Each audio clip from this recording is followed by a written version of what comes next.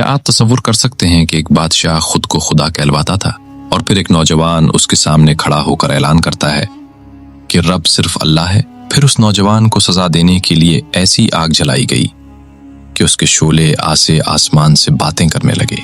सबको लगा अब उसका खातिमा हो जाएगा, लेकिन फिर एक ऐसा मोजज़ा हुआ जिसने नमरूद की पूरी ताकत को बेमानी बना दिया।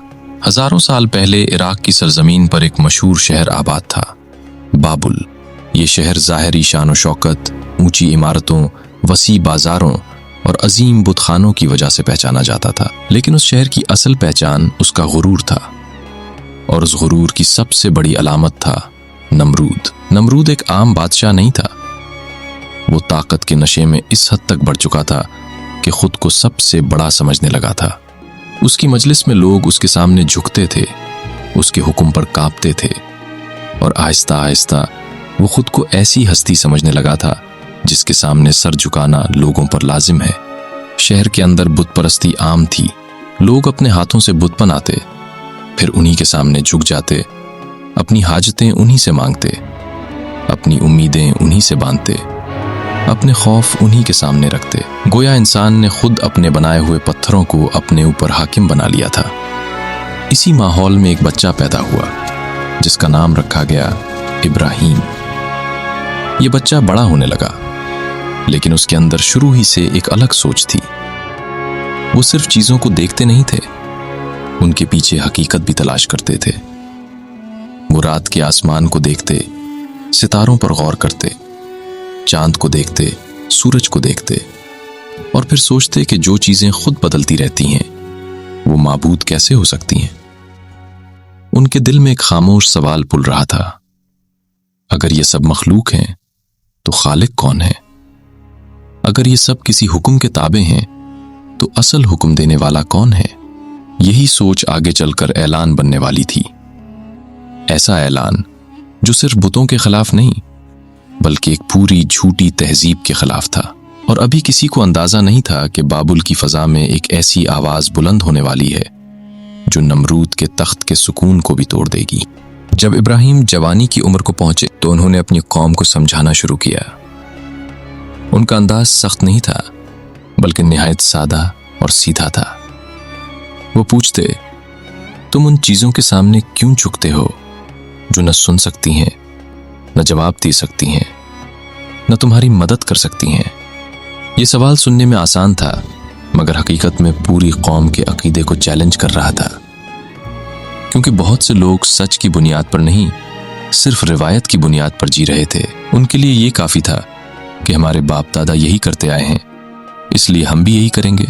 इब्राहिम ने अपने घर के माहौल में भी यही बात उठाई। उन्होंने वाजे किया कि पत्थर के ये बुत इंसान के मोहताज हैं।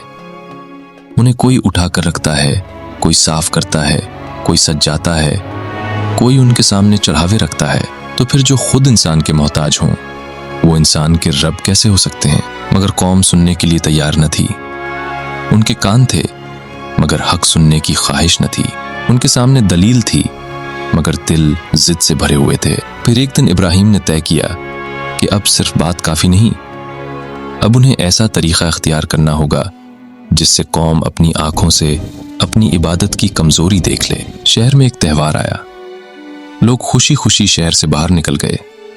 गलियां खाली हो गईं, दरवाजे बंद हो गए, और वो बुतखाना जो मामूल के दिनों में लोगों से भरा रहता था, अब तकरीबन सुनसान था। यही वो वक्त था जिसका इब्राहिम इंतजार कर रहे थे। वो बुतखाने में दाखिल हुए। सामने मुख्तलिफ शक्लों और साइज के बुत रखे हुए थे।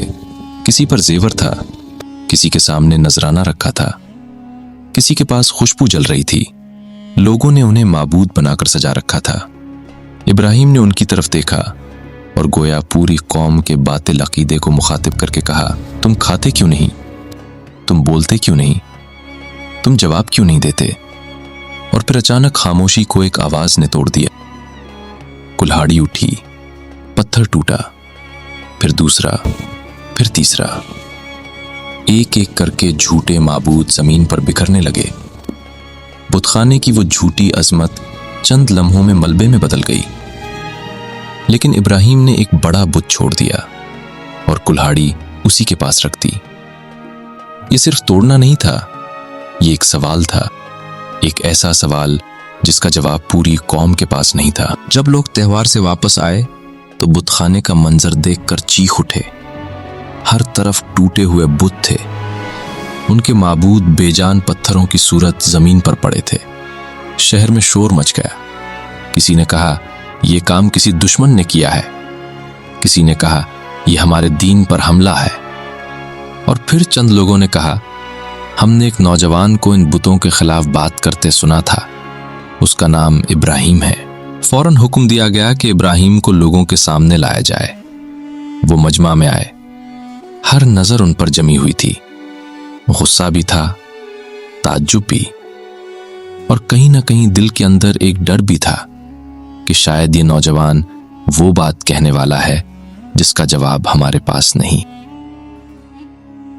انہوں نے پوچھا کیا تم نے ہمارے معبودوں کے ساتھ یہ کیا ہے؟ ابراہیم نے بڑے سکون سے جواب دیا بلکہ یہ کام اس بڑے بت نے کیا ہوگا، اگر یہ بول سکتے ہیں تو ان سے پوچھ لو۔ یہ جواب سنتے ہی ایک عجیب خاموشی چھا گئی۔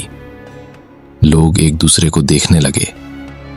وہ جانتے تھے کہ بت بول نہیں سکتے، وہ جانتے تھے کہ ان کے سامنے رکھی ہوئی چیزیں بے جان ہیں، وہ جانتے تھے کہ جس کے سامنے وہ جھکتے رہے وہ خود اپنی حفاظت بھی نہ کر سکا۔ یہ لمحہ بہت اہم تھا، یہ وہ لمحہ تھا جب سچ ان کے سامنے کھڑا تھا، مگر سچ کو ماننا قربانی مانگتا ہے، اور اکثر لوگ قربانی نہیں سہولت چنتے ہیں، اس لیے وہ دلیل سے ہار کر بھی ضد پر قائم رہے۔ اب معاملہ صرف بت خانے کا نہیں رہا تھا، اب بات نمرود تک پہنچنی تھی، اور جب ابراہیم کی بات نمرود تک پہنچی تو اس نے اپنی بادشاہی کے غرور میں انہیں للکارا۔ قرآن میں اس مناظرے کی طرف اشارہ آتا ہے۔ ابراہیم نے کہا میرا رب وہ ہے جو زندگی دیتا ہے اور موت دیتا ہے۔ نمرود نے گھمنڈ میں کہا میں بھی زندگی دیتا ہوں اور موت دیتا ہوں۔ اس نے سمجھا کہ اگر وہ کسی کو سزا دے یا چھوڑ دے تو یہی زندگی اور موت پر اختیار ہے، لیکن ابراہیم نے اس کے غرور کو ایک جملے میں توڑ دیا۔ انہوں نے کہا اللہ سورج کو مشرق سے نکالتا ہے، اگر تم خدا ہو تو اسے مغرب سے نکال کر دکھاؤ۔ بس یہی وہ لمحہ تھا جہاں نمرود خاموش ہو گیا، نہ اس کے پاس جواب تھا، نہ دلیل، نہ عقل، نہ اختیار۔ اس کی ساری بادشاہت ایک طلوع آفتاب کے سامنے بے بس کھڑی تھی، اور جب جھوٹ کے پاس جواب ختم ہو جاتا ہے تو وہ ظلم شروع کر دیتا ہے۔ اسی لیے نمرود نے فیصلہ کیا کہ ابراہیم کو ایسی سزا دی جائے گی کہ آئندہ کوئی سچ بولنے کی ہمت نہ کرے۔ نمرود کے حکم کے بعد ایک بہت بڑی آگ تیار کی گئی۔ لوگ دور دور سے لکڑیاں لاتے رہے، دن گزرتے گئے اور لکڑیوں کا ڈھیر بڑھتا گیا۔ یہ محض سزا نہ تھی بلکہ اپنی طاقت کا مظاہرہ بھی تھا۔ وہ چاہتے تھے کہ پوری قوم دیکھے کہ جو بھی ان کے معبودوں کو چیلنج کرے گا اس کا انجام کیا ہوگا۔ پھر اس ڈھیر میں آگ لگا دی گئی۔ آگ بھڑک اٹھی، شعلے بلند ہونے لگے، دھوئیں نے فضا کو بھر دیا۔ حرارت اتنی شدید تھی کہ کوئی قریب جانے کی ہمت نہ کر سکتا تھا۔ ایسا لگتا تھا جیسے زمین پر آگ کا ایک سمندر جل رہا ہو۔ اب مسئلہ یہ تھا کہ ابراہیم کو اس میں ڈالا کیسے جائے۔ چنانچہ ایک بڑی منجنیق تیار کی گئی تاکہ انہیں دور سے اچھال کر آگ کے اندر پھینکا جا سکے۔ ذرا اس منظر کو دل میں لائیے۔ ایک طرف نمرود کا دربار، اس کے سپاہی، اس کی قوم، شور، غرور، تماشا۔ دوسری طرف ایک سچا بندہ جس کے پاس نہ لشکر تھا، نہ ہتھیار، نہ دنیاوی طاقت، لیکن اس کے پاس ایک چیز تھی اور وہ سب سے بڑی تھی، اپنے رب پر کامل یقین۔ ابراہیم کو باندھ کر منجنیق میں رکھا گیا، ہر طرف نظریں اسی طرف تھیں۔ سب کو لگ رہا تھا کہ اب چند لمحوں میں سب ختم ہو جائے گا، مگر اصل طاقت زمین والوں کے پاس نہیں تھی، اصل طاقت آسمانوں کے رب کے پاس تھی۔ پھر وہ لمحہ آیا، منجنیق نے ابراہیم کو آگ کی طرف اچھالا، اور اسی لمحے اللہ کا حکم نازل ہوا، اے آگ ابراہیم پر ٹھنڈی اور سلامتی والی ہو جا۔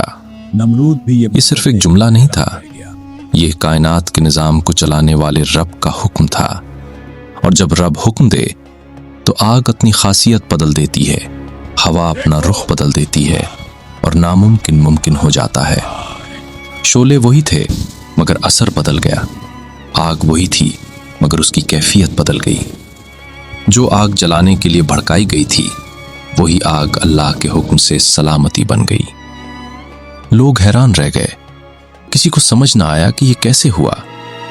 نمرود کے چہرے سے غرور کی چمک اترنے لگی، قوم کے دلوں میں خوف اور حیرت ایک ساتھ جاگ اٹھے۔ جس سزا کو وہ اپنی فتح سمجھ رہے تھے وہی ان کی کھلی شکست بن چکی تھی۔ یہ واقعہ ہمیں صرف ایک معجزہ نہیں دکھاتا بلکہ ایک حقیقت سمجھاتا ہے۔ باطل ہمیشہ شور سے آتا ہے، اس کے پاس ہجوم ہوتا ہے، طاقت ہوتی ہے، دھمکی ہوتی ہے، ظلم ہوتا ہے، لیکن حق اکثر خاموشی سے آتا ہے۔ اس کے پاس دلیل ہوتی ہے، یقین ہوتا ہے اور اللہ پر بھروسہ ہوتا ہے۔ نمرود کے پاس سلطنت تھی مگر اختیار نہ تھا، ابراہیم کے پاس دنیاوی طاقت کم تھی مگر آسمانی مدد تھی۔ یہی وجہ ہے کہ آج نمرود کا نام غرور، ظلم اور جھوٹ کی علامت ہے، اور ابراہیم کا نام ایمان، جرت اور توحید کی علامت ہے۔ اس واقعے کا پیغام آج بھی زندہ ہے۔ آج بھی انسان اپنے زمانے کے بتوں میں گھرا ہوا ہے، کبھی مال کا بت، کبھی شہرت کا بت، کبھی طاقت کا بت، کبھی نفس کا بت، اور آج بھی ابراہیم کا راستہ وہی ہے، صرف اللہ کے سامنے جھکنا، صرف اللہ سے ڈرنا اور سچ کے لیے کھڑا ہو جانا۔ اب ذرا آخری منظر کو اپنے ذہن میں محسوس کریں۔ ایک طرف آگ کا عظیم الاؤ ہے، شعلے آسمان کی طرف بلند ہیں، نمرود اپنے تخت کے غرور میں کھڑا ہے، لوگ دور کھڑے سانس رو کے دیکھ رہے ہیں، اور پھر وہی آگ جو سب کے نزدیک موت تھی اللہ کے حکم سے سلامتی بن جاتی ہے۔ سوچئے، جب دنیا نے سمجھا کہ اب سب ختم ہو گیا، تب اللہ نے دکھا دیا کہ اصل فیصلہ زمین پر نہیں آسمان پر ہوتا ہے۔ جب لوگوں نے طاقت کو دیکھا، اللہ نے اپنی قدرت دکھا دی۔ جب ظالم نے آگ جلائی، اللہ نے اس آگ سے اپنے بندے کے لیے باغ جیسی سلامتی پیدا کر دی۔ اور شاید اسی لیے یہ واقعہ آج بھی دل کو ہلا دیتا ہے، کیونکہ یہ ہمیں یاد دلاتا ہے کہ مومن کبھی حالات کی وجہ سے نہیں جیتتا، وہ اپنے یقین کی وجہ سے جیتتا ہے۔ اگر آپ کو یہ ویڈیو پسند آئی ہو تو اسے لائک کریں، شیئر کریں اور چینل کو سبسکرائب ضرور کریں۔ ایسی مزید ایمان افروز اور دل ہلا دینے والی اسلامی تاریخی کہانیاں دیکھنے کے لیے ہمارے ساتھ جڑے رہیں۔